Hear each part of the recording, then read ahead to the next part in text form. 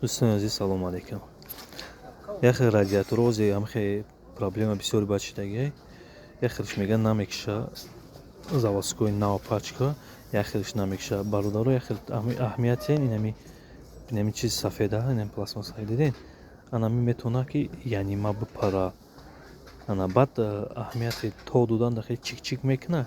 چیک اگر که звуки چیک چیک کنه کمتر пастаракш کنی. полный балан نکنی که полный балан هم ضرر بود چیه که انا میتونه маслат بچکه. полный рост маслай радиатор мақсад чакиданаш можно.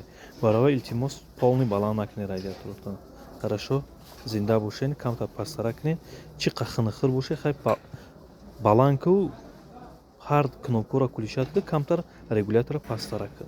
خب номер 985 77 90 91 واتساپ да нависен. چی مراجعاتی هست حتما جواب میدم.